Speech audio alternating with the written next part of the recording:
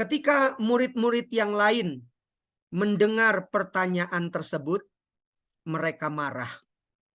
Percayakah Bapak Ibu, ketika murid-murid yang lain marah, itu memperlihatkan bahwa mereka punya kemauan yang sama. Memangnya cuma kamu yang mau duduk di sebelah kiri dan kanan Yesus? Aku juga mau, tetapi mereka simpan di dalam hatinya. Mereka tidak sampaikan itu kepada Yesus. Mereka juga ingin duduk dengan jabatan yang sama.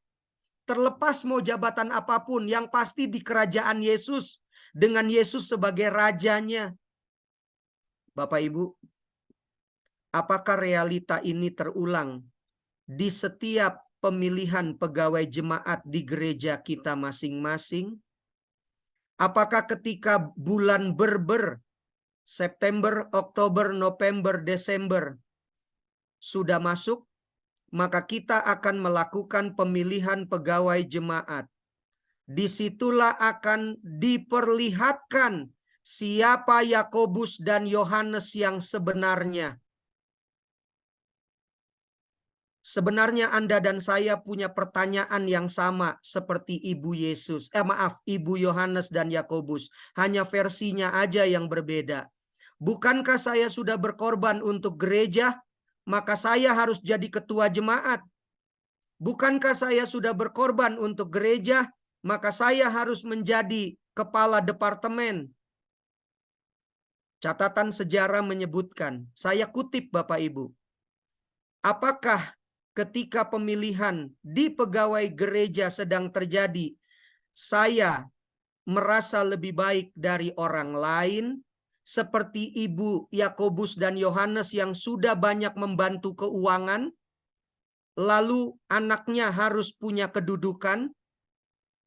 Ingat, upahnya sama, kerajaan sorga. Upahnya sama, 1 dinar. Anda melayani sejak muda, atau Anda dan saya melayani ketika sudah tua, upahnya sama. Kita akan sama-sama dalam kerajaan sorga. Tidak ada struktural.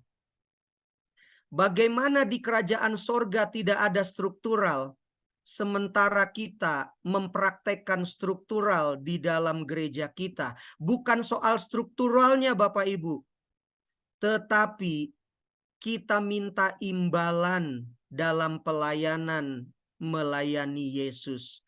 Itu yang Yesus mau tegur. Satu-satunya yang punya kedudukan adalah Yesus Kristus. Dialah Tuhan atas segala Tuhan, Raja atas segala raja. 3 hari yang lalu, seseorang menelepon saya. Lalu di telepon itu dia katakan, "Pak, kapan di jemaat Bapak ada pemilihan gereja?" "Loh, kenapa?" saya katakan. "Di gereja saya baru pemilihan, Pak, kemarin." Lalu saya tersenyum, lalu saya bertanya, "Bagaimana proses pemilihannya?" Dia tertawa, tapi tertawanya sumbang, Bapak Ibu. Lalu dia berkata, "Ribut, Pak, di gereja saya. Semua ingin menduduki jabatan, Pak. Tidak ada yang tidak mau," katanya. Akhirnya satu persatu anggota jemaat pulang. Jadi di dalam terjadi keributan. Anda dan saya tidak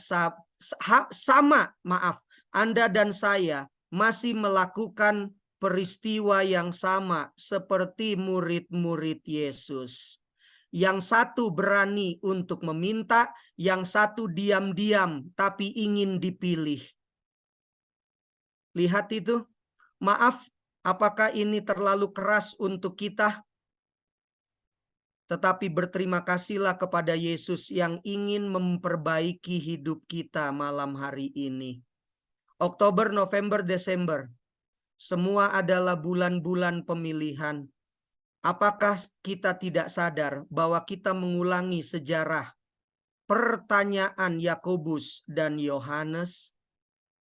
Bolehkah seseorang membacakan Matius pasal 20 ayat 25 dan 26? Matius 20 ayat 25 dan 26.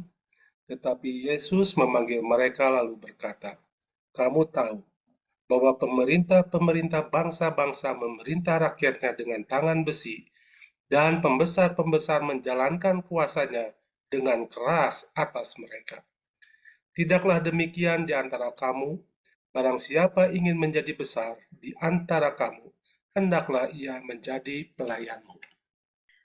Tidaklah demikian di antara kamu.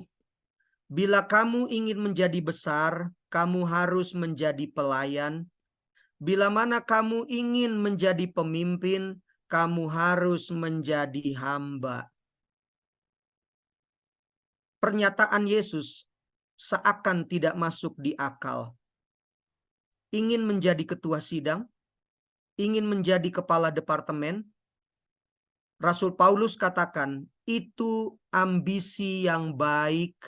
Baik Bapak Ibu, baca saja baik-baik.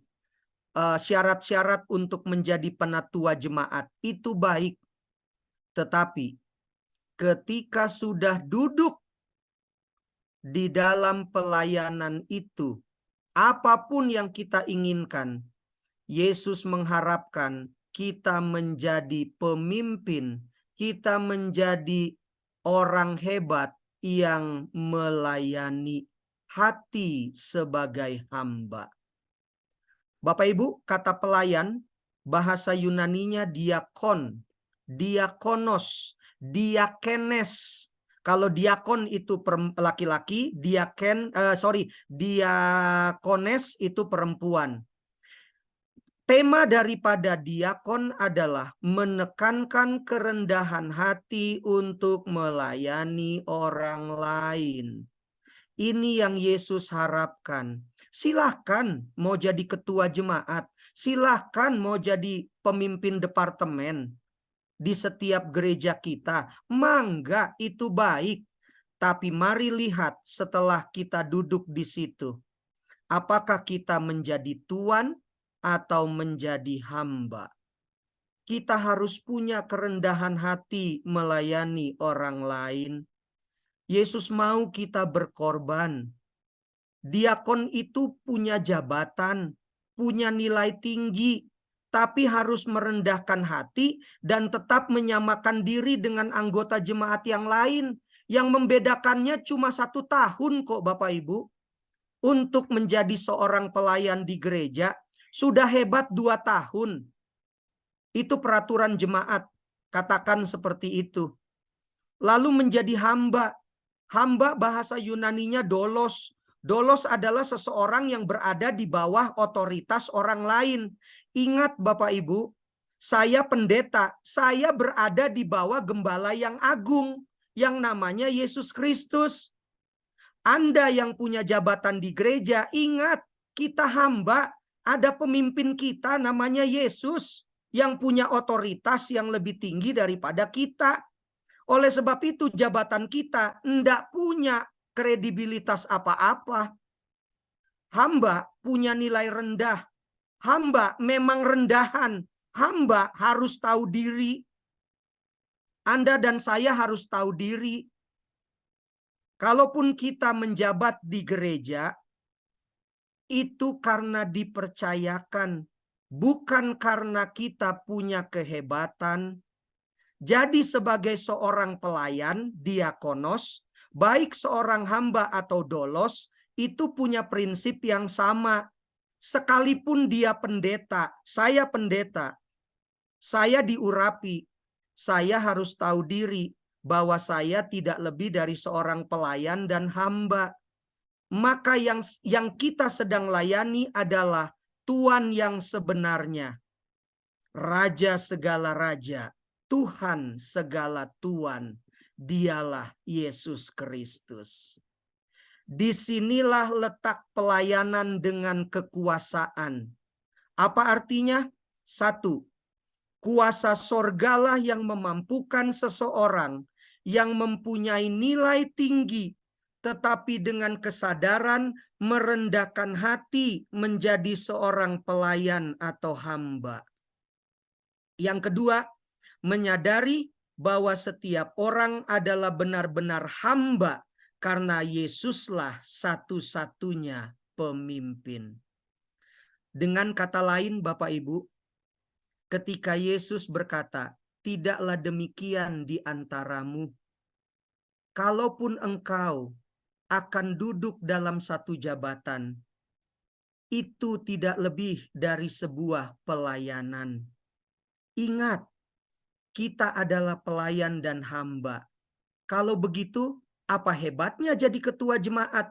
Kalau begitu, apa hebatnya jadi pemimpin-pemimpin diakon? Hebat di pemandangan siapa?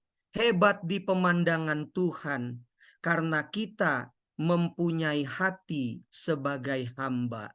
Melayani Tuhan dengan cara melayani sesama manusia. Inilah yang dimaksud dengan pelayanan dengan kekuasaan. Tuhan yang memberikan kita kesempatan sepanjang umur kita untuk bisa melayani Dia. Bagaimana caranya? Melayani sesama manusia. Apakah di dalam gereja ataupun di luar gereja. Slide yang terakhir dari saya. Yesus berkata di ayat 28, "Sama seperti anak manusia yang adalah Tuan segala Tuan, Raja segala Raja, datang bukan untuk dilayani, melainkan untuk melayani dan untuk memberikan nyawanya menjadi tebusan bagi banyak orang." Kenapa Yesus menggunakan kata anak manusia? Sementara murid-muridnya, kalau Bapak Ibu baca di ayat-ayat sebelumnya, murid-muridnya berkata, "Engkau adalah anak Allah." Tapi Yesus menjawab, "Anak manusia." Bapak Ibu baca di Yohanes 1 ayat, di Yohanes 1 ayat 49 sampai 51. Natanael berkata kepada Yesus, "Rabi, engkau anak Allah." Tetapi Yesus berkata, "Aku anak manusia." Bapak Ibu lihat, betul dia anak Allah, betul juga dia anak manusia. Dalam arti dia dilahirkan dalam posisi sebagai manusia. Ibunya adalah manusia. Ini menekankan sebuah pernyataan, sikap merendahkan hati. Yesus tahu dia adalah Allah, dia adalah anak Allah, tetapi dia adalah seorang manusia. Bahkan Alkitab mengatakan, Yesus mengatakan, sampai memberikan nyawanya.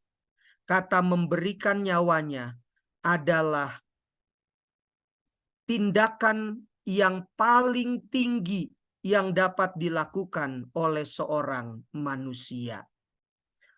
Nyawa yang kita miliki adalah titipan. Namanya saja titipan, Bapak Ibu. Maka ketika Yesus berkata akan memberikan nyawanya, bahasa Ibraninya afkit. Afkit artinya nyawa ini kan dititipkan, maka kita akan kembalikan kepada yang punya. Kita kembalikan kepada Tuhan.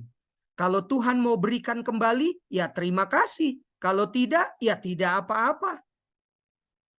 Maka kata afkit atau menyerahkan, menitipkan, itu sama seperti tabung uang di bank. Yang satu kali kita akan ambil kembali. Tetapi prinsipnya nyawa bukan uang. Nyawa adalah kehidupan yang paling dasar. Setiap orang yang mempertahankan nyawa atau kehidupannya akan kehilangan nyawanya. Tetapi barang siapa memberikan nyawanya untuk aku, Yesus akan kembalikan kepadanya. Bapak Ibu, pelajaran malam hari ini sederhana, tetapi menyadarkan kita. Kalaupun kita mempunyai kedudukan, mempunyai jabatan, ingatlah selalu, itu hanya titipan. Itu hanya kepercayaan untuk sementara waktu. Yesus yang adalah Allah itu sendiri merendahkan hatinya, merendahkan dirinya sampai mati di kayu salib.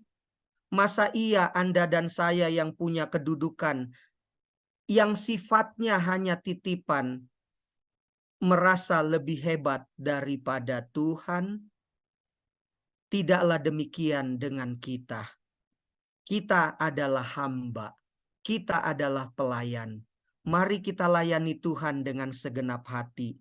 Kalaupun Tuhan memberikan berkat, keuangankah itu, hidupkah itu semua oleh karena belas kasihan Tuhan. Oleh sebab itu, mulai malam hari ini, kita robah konsep kita. Mari kita melayani Tuhan dengan sepenuh hati dan sadar diri bahwa kita memang hamba untuk Yesus Kristus. Tuhan memberkati.